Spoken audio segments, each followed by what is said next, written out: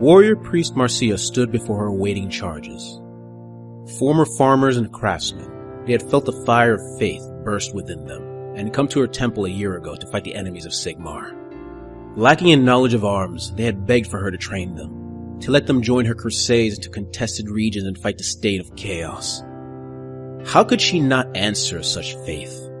How could she fight another battle knowing she had left these devoted behind with their religious fervor unanswered? She took them under her wing, and through pain and prayer, she molded them into an army worthy of Sigmar. Now she looked upon a group of fellow warriors, brothers and sisters with sword and mace, ready to lay down their lives to tear down those who would sully the good in this world. Never had she been prouder. Today was to be their first true day of combat. Arriving in a fungus-infested region of Garan, they were to assist the Stormcast in cleansing the area from the vile presence of the Skaven. She could not wait to see them fight next to the Stormcast as she had done so many times before. To see their joy at fighting with the very avatar of Sigmar, and feeling their faith vindicated with every filthy Skaven life they took. But first, as with every morning, it was time for prayer. As Marcia raised her hands and readied the first stanza of the Liturgy of Sigmar, her battle-trained eyes noticed a strange glint heading towards the congregation. It was a strange metallic ball with jagged spikes and various holes shaped like open sores. Leaking from these holes was a thick green gas that every instinct in Marcia's body was telling her only meant ill. Before she could shout a warning, the orb landed. As if by some form of trigger, the ball unleashed a burst of gas among her flock, spreading out in all directions in a wave of green filth. Wherever the gas touched, people died, and it was not a quick death. Boils formed rapidly on exposed flesh, growing into the size of small fists before bursting and spraying yellow liquid at other victims. Where the liquid touched, more boils formed, turning her fellow Sigmarites into ever-popping vessels of disease. Before they could even gain a sense of what could be happening, a mass of ratmen swarmed them, as if appearing from the very air. They were armed with flails, the stick and chain holding a metal ball similar to the ones that landed amongst her people. Wherever they hit, not only were bones broken, but skin and flesh would simply flow away from bodies. Human appendages rotting off in clumps of dead meat. Marcia screamed, unleashing her rage as she attacked the ratmen. Her warhammer crushing snouts and breaking backs while her fervent prayers to Sigmar protected her from the warp-tainted gas.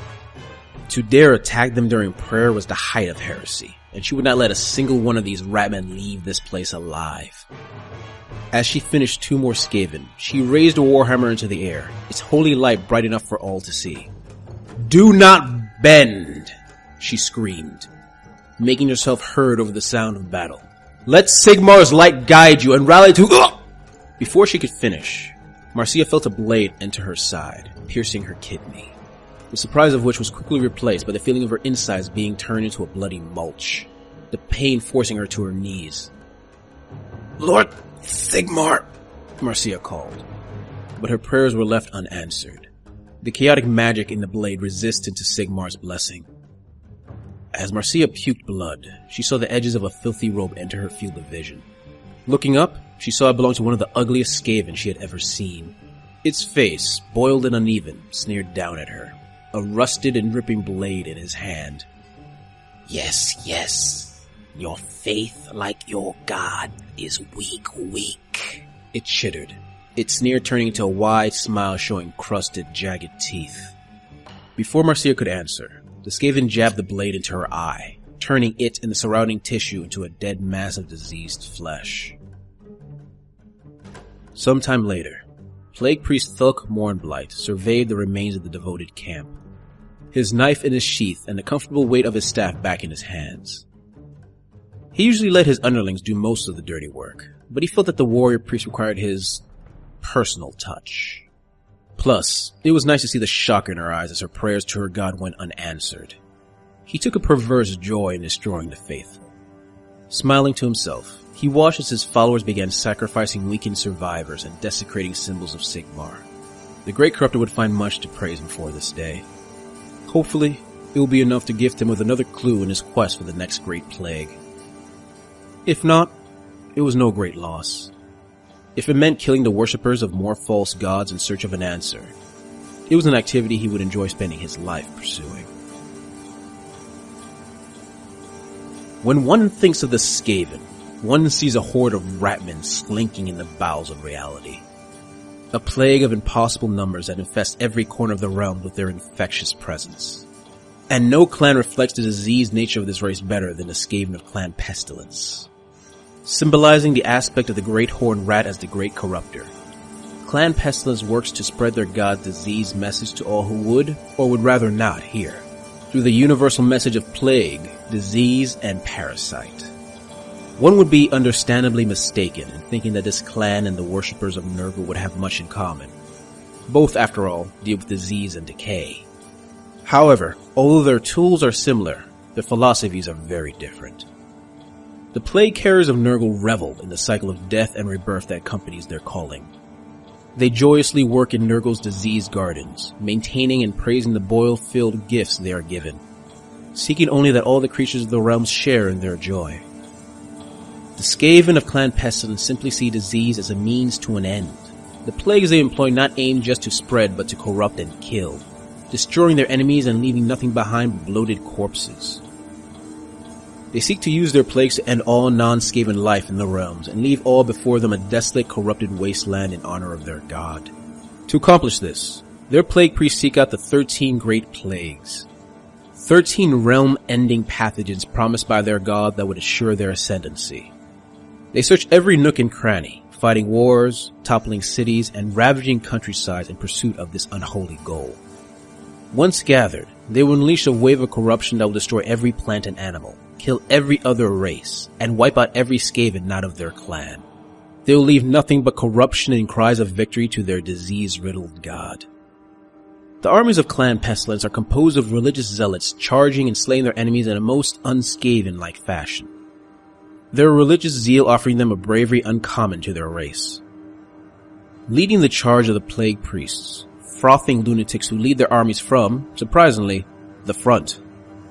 Unlike most Skaven leaders, they are more than willing to personally lead their forces in furious charges into enemy forces. Their faith giving them a sense of confidence leaders of other clans would find hard to equal. This doesn't mean they aren't willing to use the usual backstabbing and plots common to their race, but they just don't let it get in the way of a good unholy crusade. Next are the plague censer bearers. Skaven driven mad by the various diseases infesting their bodies, they willingly wield lethal brass censers.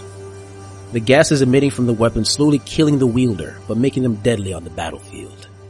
Beyond that are the hordes of plague monks, huge numbers of zealous acolytes who follow their plague priests into battle, but ensuring that they do all they can to make themselves look good in the process, hoping to receive a gift from their god, or proving themselves worthy of replacing the current plague priest if the unfortunate were to happen.